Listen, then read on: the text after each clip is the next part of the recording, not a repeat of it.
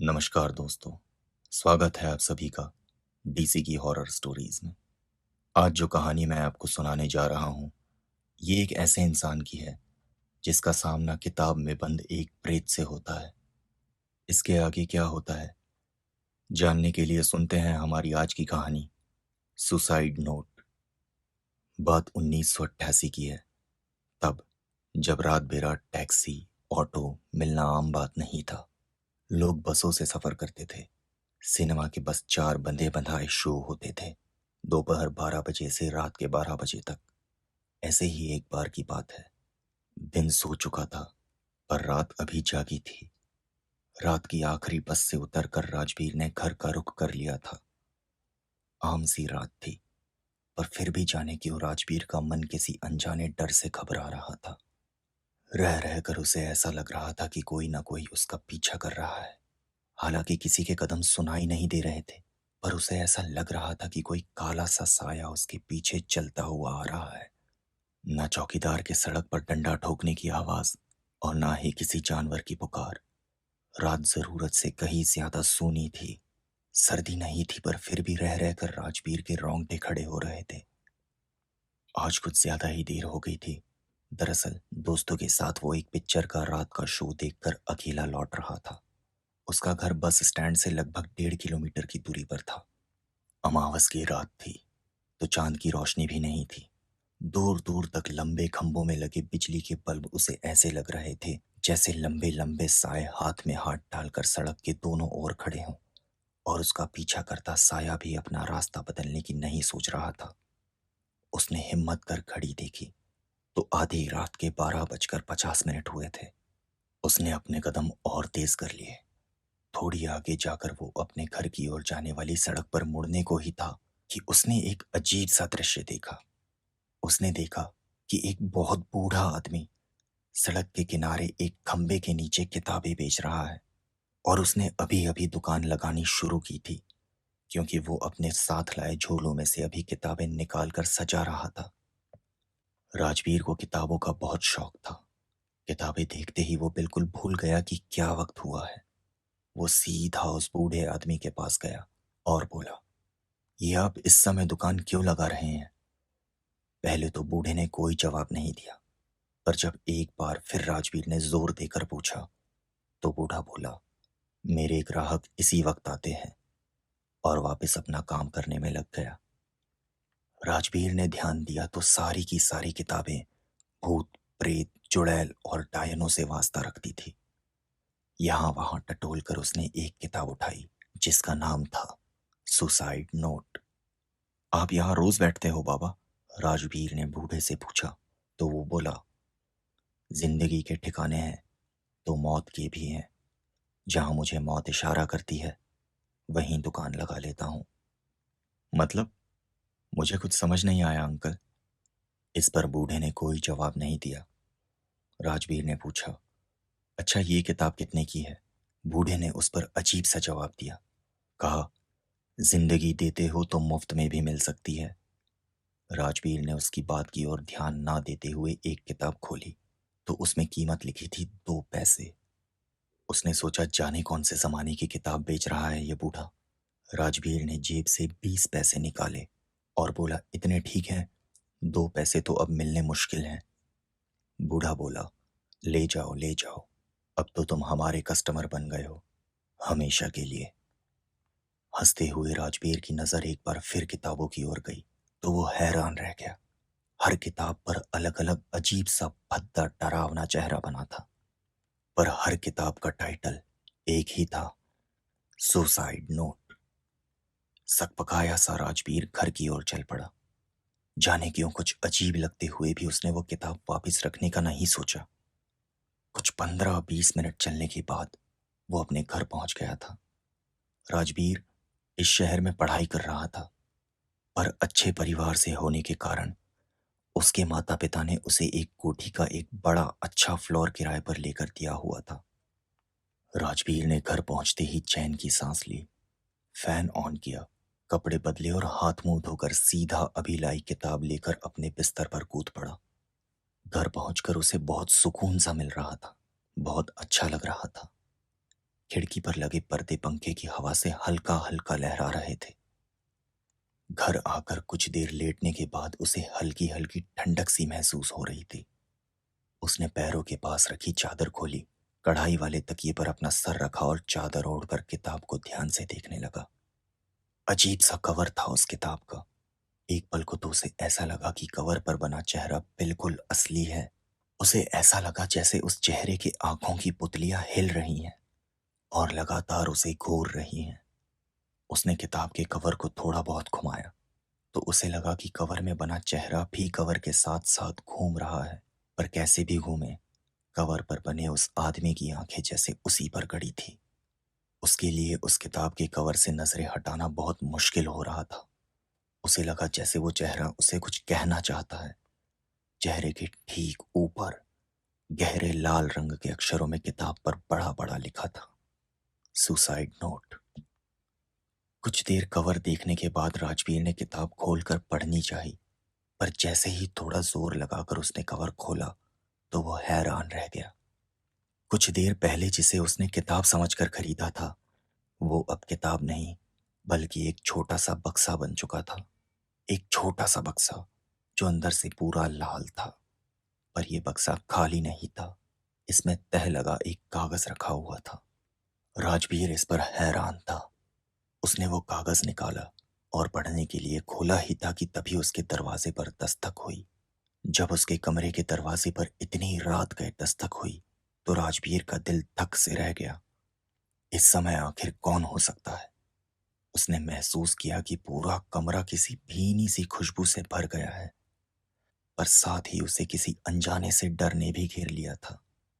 एक पल को तो उसे लगा कि कुछ बहुत बुरा होने वाला है। उसके माथे पर पसीने की बूंदें साफ चमक रही थी। वो इतना डर गया था कि बिस्तर से हिल भी नहीं पा रहा था। उसने सोचा कि दरवाजा खोलने की जरूरत नहीं है, जो भी होगा फिर आ जाएगा। बाहर कोई लगातार दरवाजा बजा रहा था। लगभग 5 मिनट तक ऐसे ही कोई दरवाजा खटखटाता रहा। फिर अचानक कोई भी आवाज आनी बंद हो गई। सर्दी नहीं थी पर राजवीर ने सर से पांव तक खुद को चादर से ढक रखा था।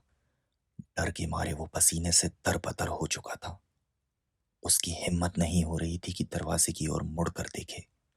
तभी धड़ाम से दरवाजा अपने आप खुल गया और किसी गाड़ी के हॉर्न की तेज आवाज आने लगी। दरवाजा खुलने के साथ ही वो कमरा गाड़ी की हेडलाइट की रोशनी से नहा गया था। जब काफी देर हॉर्न बजना तो मजबूरन राजवीर ने चादर से अपना चेहरा निकाल कर देखा तो वो हैरान रह गया। उसके घर के बाहर एक बहुत ही महंगी कार खड़ी थी, जिसका पीछे का दरवाजा खुला था और पीछे एक बहुत खूबसूरत जवान लड़की जामुनी रंग की साड़ी पहने बैठी थी और उसे अपने पास आने का इशारा कर रही थी। इतनी सुंदर लड़की तो शायद उसने सपने में भी नहीं देखी होगी। उसे समझ नहीं आ रहा था कि क्या हो रहा है। हॉर्न बजाना अब बंद हो चुका था, पर वो लड़की लगातार उसे अपने पास आने का इशारा कर रही थी। जाने क्या जादू था उस लड़की में। राजवीर अपने बिस्तर से उठा और उसकी ओर खिंचता चला गया। पूरा वातावरण एक अजीब सी खुशबू से इतना भर गया था कि राजवीर पर हल्की हल्की बेहोशी छा रही थी, जैसे कि उसने कोई नशा ले लिया हो। वो सीधा जाकर गाड़ी के पिछली वाली सीट पर उस लड़की के साथ जाकर बैठ गया। उसके गाड़ी में बैठते ही उसके घर और गाड़ी दोनों के दरवाजे अपने आप बंद हो गए। गाड़ी धीरे से स्टार्ट हुई और जाने कहाँ के लिए निकल पड़ी। पर राजवीर में ये सब सोचने की ताकत नहीं थी। वो लगातार उस लड़की को घूरे जा रहा था। उस लड़की की जामुनी पोशाक रह रहकर ऐसे चमकती थी जैसे उसमें सितारे जड़े हों। वो लड़की धीरे से राजवीर के पास आई और उसे अपने गले लगा लिया और धीरे धीरे उसके माथे पर अपना हाथ फेरने लगी। राजवीर पूरी तरह उसमें खो चुका था। वो खुद को इतना भूल गया था कि उसने अपना सर उसकी गोद में रखा और उसके चेहरे को निहारने लगा। उस लड़की ने धीरे से राजवीर के माथे पर चूमा और अपनी चमकती नीली आंखों से उसे ऐसे देखने लगी जैसे बरसों बाद उसे देख रही हो। वो गाड़ी धीरे धीरे सड़क पर ऐसे चल रही थी जैसे कश्ती की तरह पानी में तैर रही हो। राजवीर को जैसे उस लड़की से प्यार हो गया था। कुछ देर बाद उसे एहसास हुआ कि गाड़ी रुक चुकी है। उसने चेहरा उठाकर ड्राइवर की ओर देखने की कोशिश की तो वो बहुत घबरा गया। ड्राइवर उसको बुरी तरह घूर रहा था। अंधेरे में भी उस ड्राइवर के चेहरे का गुस्सा साफ झलक रहा था। उस ड्राइवर ने हाथ में एक बड़ा सा चाकू ले रखा था। ड्राइवर ने बिना कोई पल गवाए सीधा राजवीर पर वार कर दिया, पर डरा हुआ होने के बावजूद राजवीर एक झटके से एक और हट गया और वो चाकू सीधा उस लड़की के पेट में जा लगा।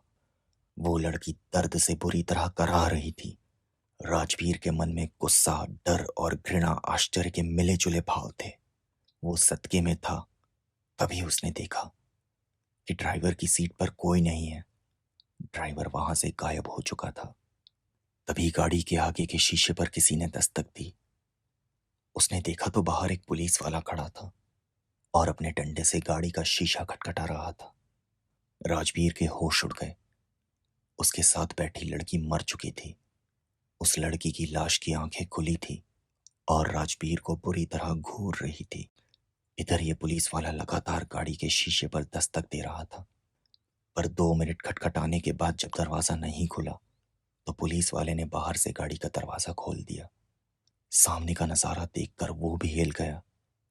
उसने अपने होल्स्टर से बंदूक निकाली और राजवीर पर तान दी। चुपचाप हाथ ऊपर कर गाड़ी से बाहर निकल जाओ। राजवीर के पास कोई चारा नहीं था। उसने बिना कुछ कहे ही बाहर आना ठीक समझा। आखिर सारे सबूत उसके खिलाफ जो थे। वो बाहर निकला तो हैरान रह गया। गाड़ी और कहीं नहीं बल्कि पुलिस स्टेशन के बरामदे में खड़ी थी। उसे याद आया कि उस गाड़ी के ड्राइवर का चेहरा जिसने उस खूबसूरत लड़की का कत्ल किया था हूबहू उस किताब बेचने वाले से मिलता था जिसने उसे सुसाइड नोट नाम की किताब आज रात बेची थी। पुलिस वाले के आवाज देते ही अंदर से और पुलिस वाले निकल आए और राजवीर को बुरी तरह जकड़ लिया। उसे अंदर सलाखों के पीछे फेंक दिया गया और एक पुलिस वाला उसके पास बैठा उससे पूछकर सारा ब्यौरा लिखने लगा। राजवीर समझ नहीं पा रहा था कि आखिर उसे कैसे समझाए कि उसके साथ कोई बहुत बड़ा धोखा हुआ है। वो बार बार उस पुलिस वाले से कह रहा था कि उसने कोई खून नहीं किया, पर कोई उसकी बात मानने को तैयार नहीं था।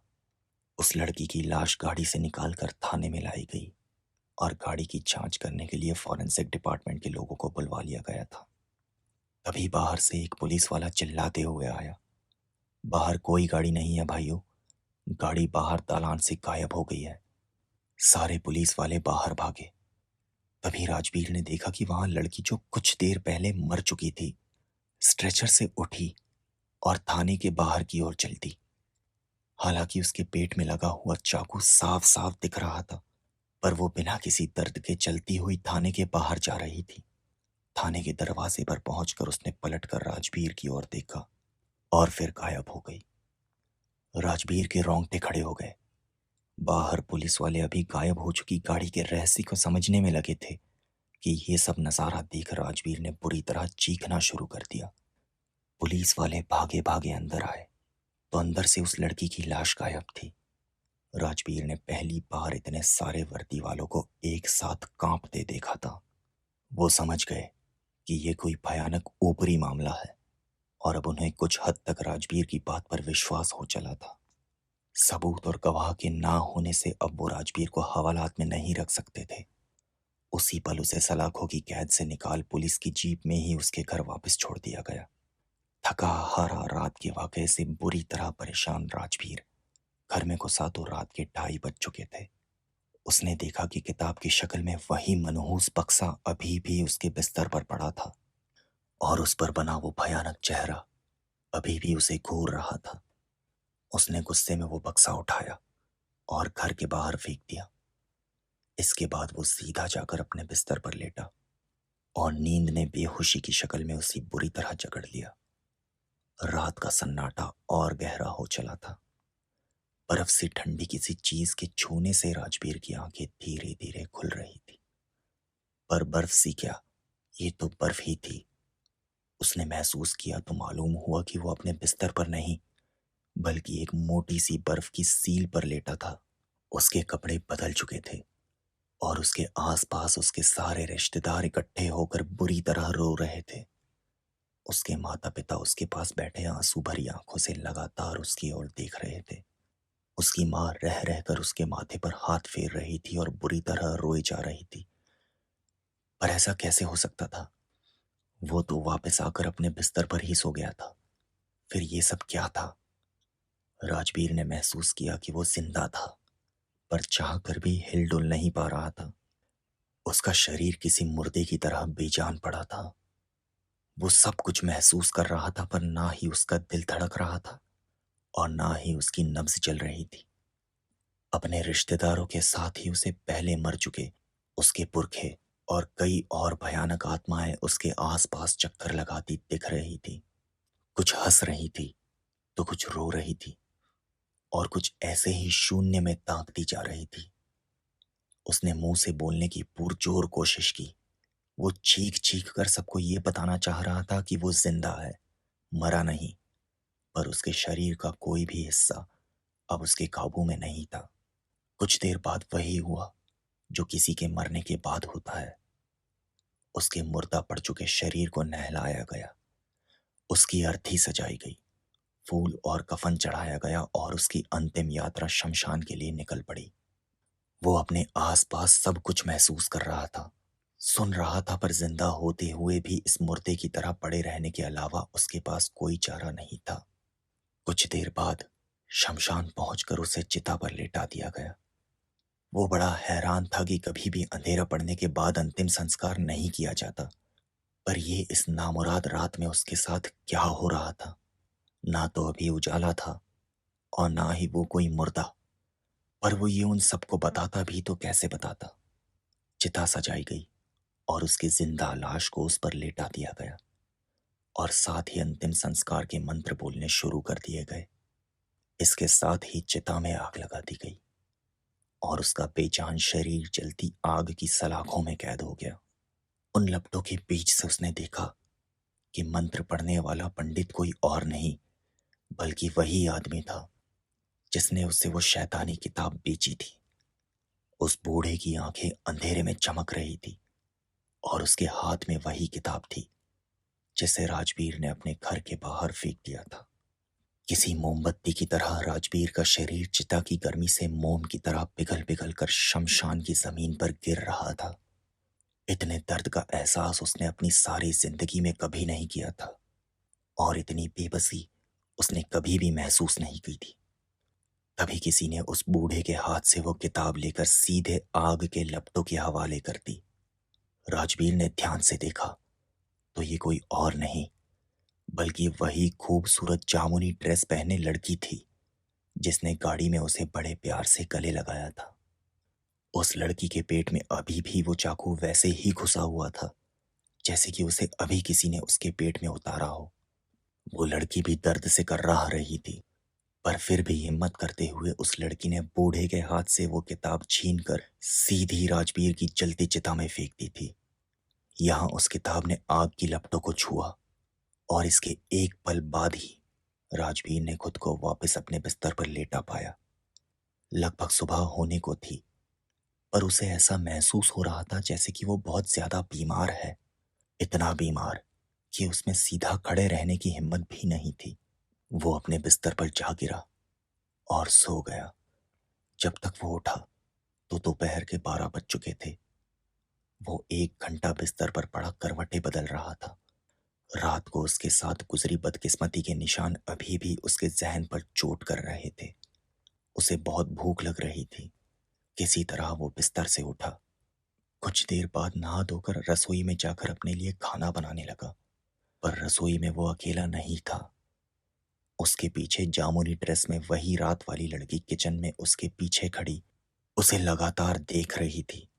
राजवीर को प्यार भरी आंखों से देखती वो लड़की धीरे से उसके पास आई और बोली, वो बूढ़ा कोई आम किताब बेचने वाला नहीं, बल्कि एक भटकता प्रेत है जो जिंदा शरीरों से आत्माएं निकालकर उन्हें तरह तरह से परेशान करता है। ना तो वो खुद खुश है और ना ही उसके सामने आने वाला कोई और खुश रह पाता है। मुझे तो वो बरसों पहले मार चुका है और मेरा इस्तेमाल तुम्हारे जैसे आम लोगों को फंसाने में करता है। मैं मरने के बाद भी उससे इतना डरती हूँ कि उसकी बात को टाल नहीं पाती।